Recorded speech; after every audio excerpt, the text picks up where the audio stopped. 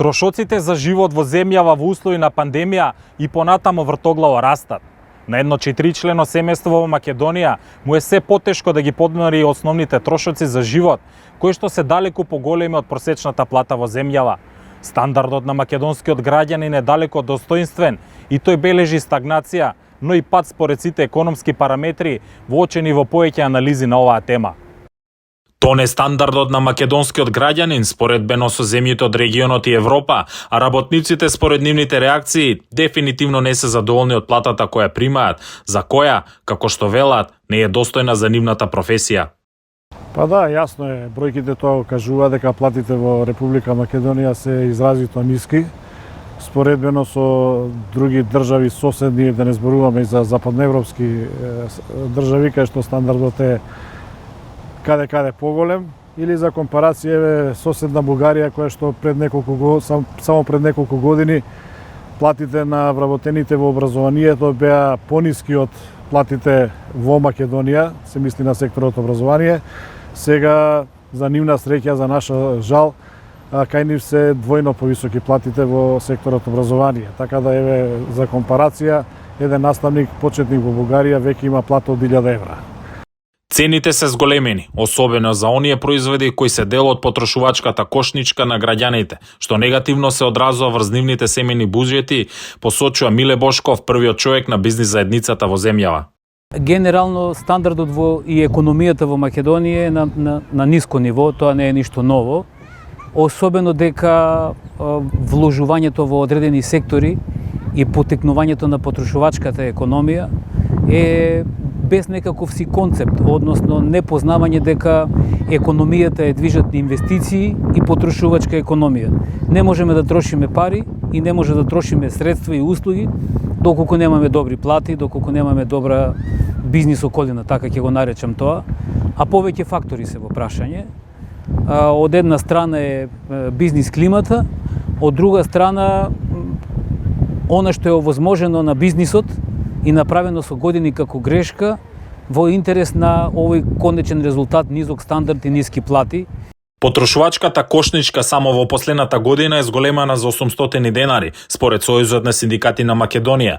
На едно 4-члено семејство во јули му биле потребни 34.342 денара само да ги задоволи основните месечни потреби. Ако од овие се одземе на ниската нето плата, регистрирана истиот месец од Заводот за статистика, кој изнесувала 15.813 денари, ќе се заклучи дека ни две минимални плати во Македонија не се доволни за гол живот. Ниту со просечна плата од 29.540 денари не може да се преживее месецот.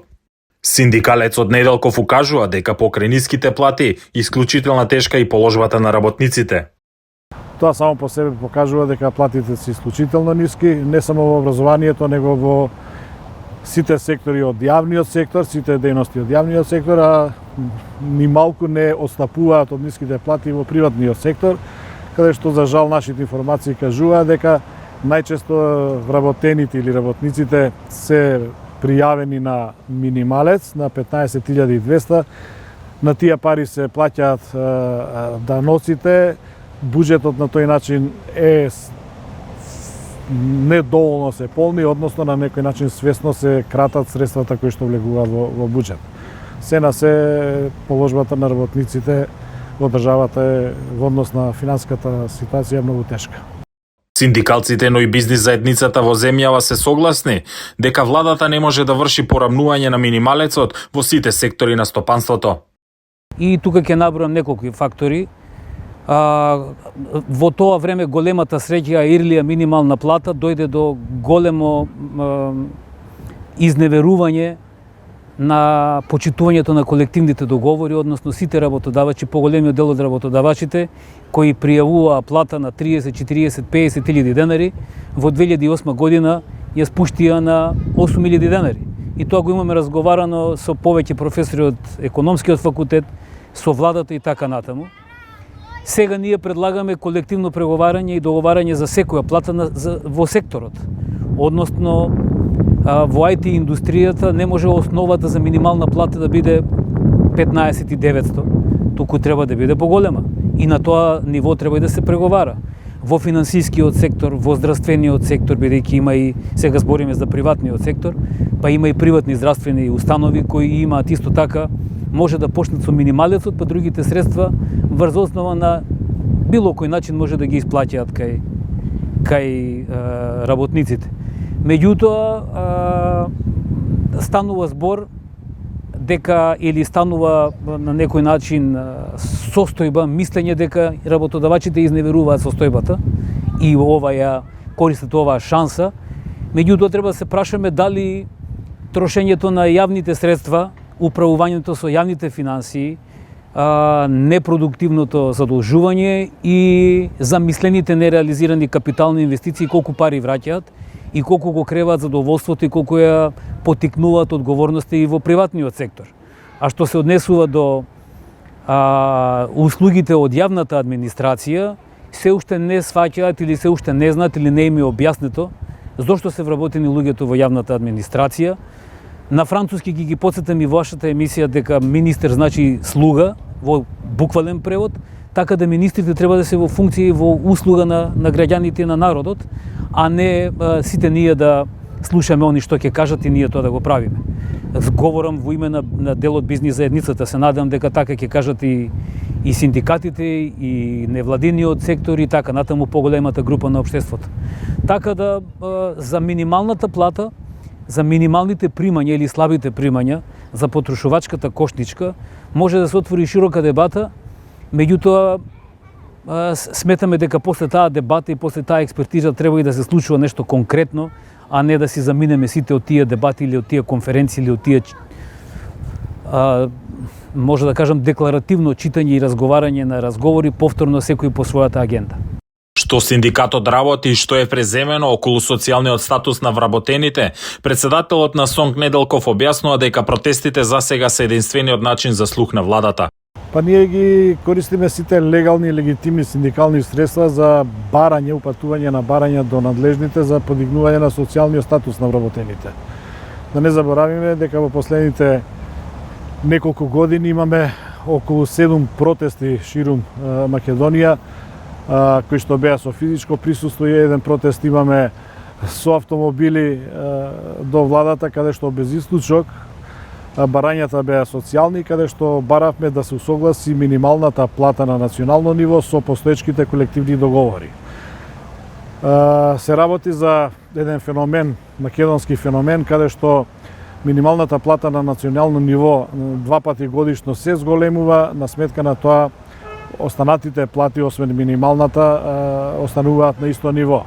Доаѓаме во ситуација на повеќе работни места кои што се финансираат и се плаќаат согласно колективен договор, каде што вработените имаат различен степен на сложеност, според тоа и различни коефициенти за исплата на плата, добиваат иста плата.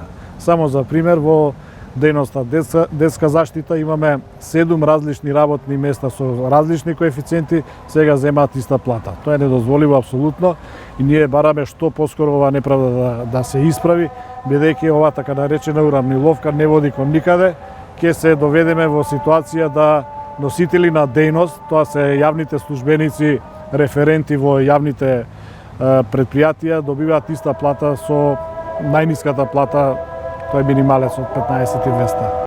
Првиот човек на бизнис заедницата Бошков советува дека приватниот сектор треба да врши собствени проценки за подобрување на економските состојби.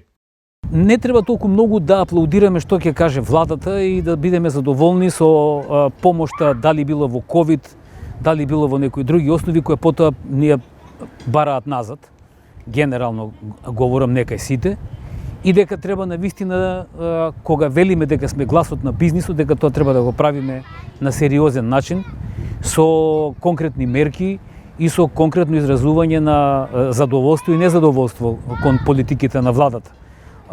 Сметам дека во бизнис заедницата има толку многу луѓе кои познаваат и кои се соочуваат секој ден со активните, неактивните, добрите и лошите состојби, мерки, сваќања, употреба на извршната власт, па така да мора да се биде отворен, мора да се биде партнерски настроен и критиката да се свати добронамерна.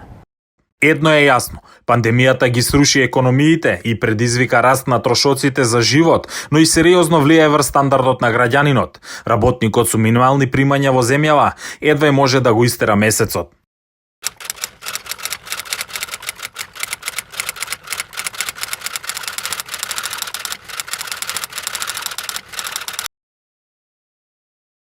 Вие сте председател на синдикатот Димовски. Кажете ми како е можно да се преживее со овие плати во Македонија, и минималната, но и просечната плата?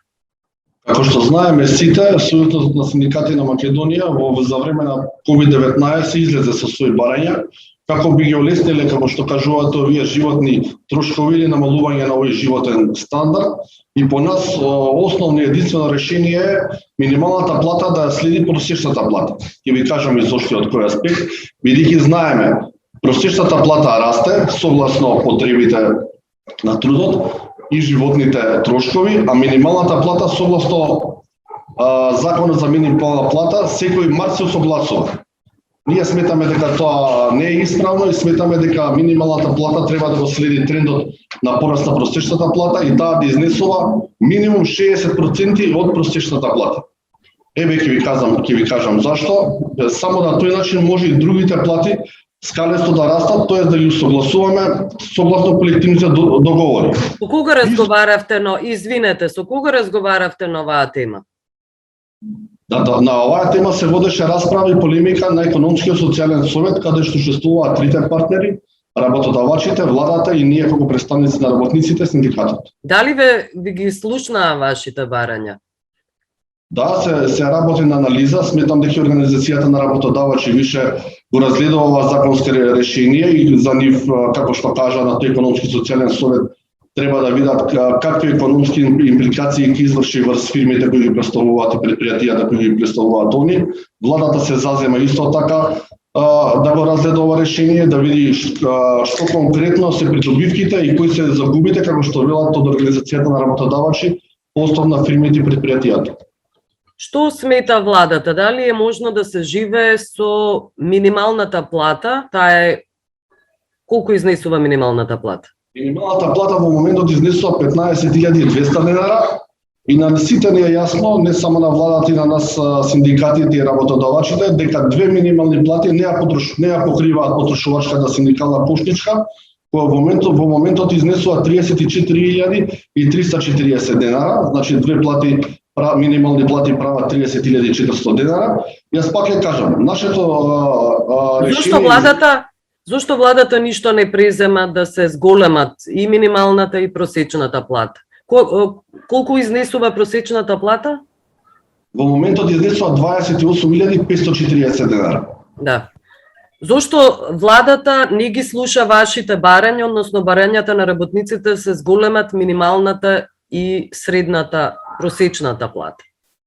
Видете, значи тоа е претходно на законско решение, каде пак ќе кажам, Сојуз на синдикати на Македонија излезе со своји анализи и кажува дека тоа решение е штетно по нас работниците. Првен, зошто е штетно?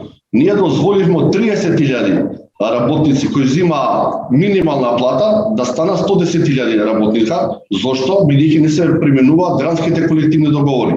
Ние тоа може да го решиме за еден ден. Ако се применат гранските колективни договори, значи таму вика согласно своето работно место, коефициент за сложеност на работа, школска спрема, а тоа не води на систематизација на работните места. Не може во гостителството, хигиеничарката и тој рецепционерот да земаат иста плата. Кој е виновен што тие, како велите, плати се недостојни за живот? Кој не сака да ве слушне во овие разговори? Очигледно работодавачите кои не сакаат да ги применат тие колективни договори на ниво на гранка. Нема ли начин да се применат?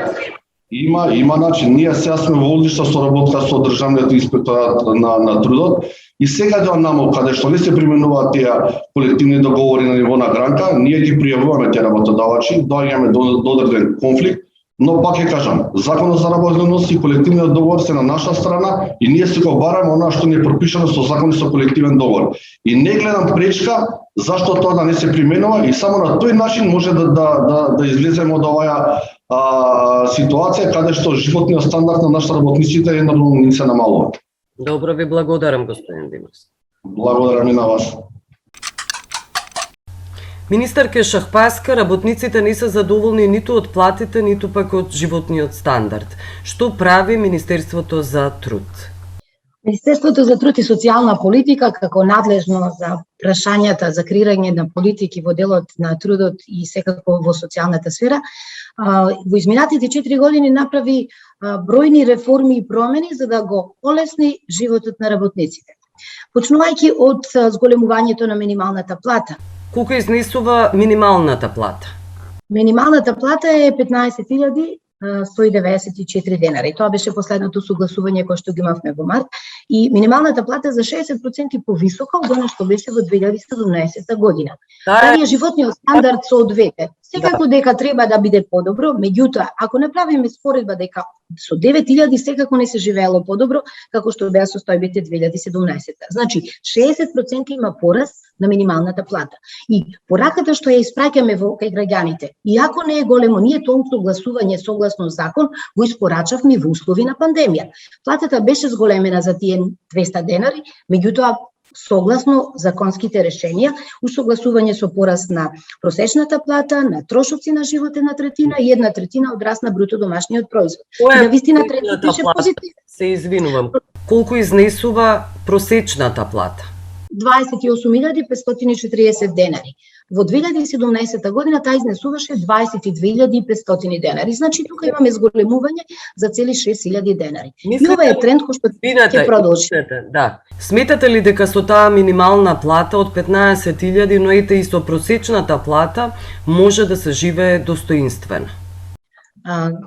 Ние правиме како влада се за да го олесниме животот на граѓаните. Ама дали мислите дека може да се живее достоинствено?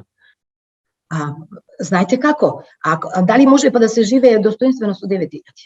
Секако дека подобро се живее со 15.200 отколку со 9.000. И сите овие политики се движеа во вистинска насока до почетокот на пандемијата. И во услови на пандемијата. Министерке, трошоците за живот се зголемени. Вие правите споредба со времето на владењето на Груевски. Од тогаш животните трошоци се зголемени. Во моментот кога оваа влада дојде на 1 јуни 2017 година, затоа што владата од минатата година е континуитет на претходната влада. И сите политики се креираат во таа насока. Испорачување на усогласувањата, согласно закон, независно кој седи. Да. Што мислите како се живее со тие 15.000 денари? Велам дека се живее подобро од она што се живееше претходно. Владата креираше и пакети на финансиска поддршка во услови на пандемијата, свесна за предизвиците со кои што се соочуваат најранливите категории на граѓани и работниците. Да. И од тука имаше ваучери како финансиска поддршка минатата година. Јасно ви е зошто младите си одат од оваа земја, токму заради овие плати за кои вие говорите. Да, меѓутоа ние како држава сме прва земја која не е членка на Европската унија, која што воведе младинската гаранција како една од инструментите за да ги задржиме младите дома. Младинската неработеност од 31% сега изнесува нецели 29%. Дали сметате дека ги задржавте младите? Тоа е процес кој што трае. И во тој процес ние ги правиме чекор по чекор сите промени кои што значат реформа во образовниот систем, воведување на дуално образование, оперативниот план на активни програми и мерки кои што сериозни средства се одвојува за отварање на сопствени бизниси од страна на младите, поддршка преку учество на тренинзи, на обуки за стекнување со IT вештини. Значи, сите политики се насочени во правец да се задржат младите во државата како главниот човечки капитал кој што треба да ја гради еднината на оваа земја. Затоа и ги спорачуваме мерките во периодот наназад и секако во периодот што предстои пред нас. Ви благодарам за ова интервју, министерка Шахпаска. Ви благодарам.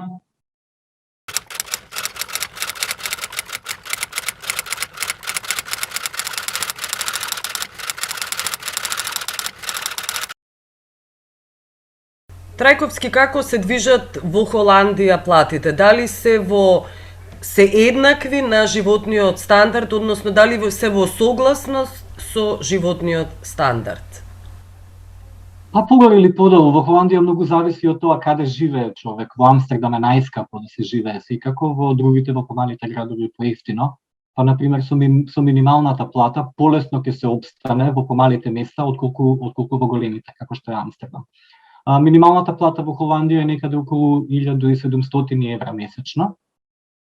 Тоа е бруто износ, нетото би дошло некаде околу 1500 месечно. Со тие пари е доволно да се покрие потрошачката кошничка, например, значи за храна е доволно за едно семејство, па некаде од 300 до 500 евра е доволно за храна, за тоа што е најнеопходно. Основниот проблем се трошоците за стан. Значи за кирија, ако е некој под кирија, тоа е веќе голем издаток, особено во Амстердам, каде што кириите се од без 2000 евра е тешко да се најде стан. Меѓутоа, луѓето кои што имаат минимални плати обично имаат и поддршка од социјалните служби и добиваат и социјални станови кои што се поевтини, само што не се доаѓа толку лесно до нив. На минимална плата секако тешко би се живеело, освен ако некој нема свој стан или не мора да плаќа кирија, има некој поволен кредит, тогаш може да се опстани со незе. Со просечна плата е веќе подобро. Просечната плата е некаде околу да кажеме околу 3000 бруто, значи нетото би дошло околу 2500-2600 евра и со тоа веќе може сосема пријатно, мислам сосема лагодно да се живее, да кажем. Ајде да говориме за таа просечна плата. Со неја е можно и да се купи дури стан на кредит, кредитите, односно каматите, не се онака сурови, би рекла, како што се во Македонија. Не се сурови, бидејќи каматите за станови се ограничени по тоа колку може да бидат високи. Нормално зависи од тоа на колку години ќе се земе кредитот. Меѓутоа, основната камата на Европската банка е 0% сега, така што тоа што банките го додаваат е од 2 до 3%. Моментално, кредитите кои што се даваат се од 2 до 3% за кредит например, на 30 години. Така што може да се добие кредит за стан релативно лесно. Проблем може единствено да биде тоа што цените на становите растат постојано, од година во година. Минатава година па некаде за околу 10% пораснаа цените на становите и на куќите во Холандија.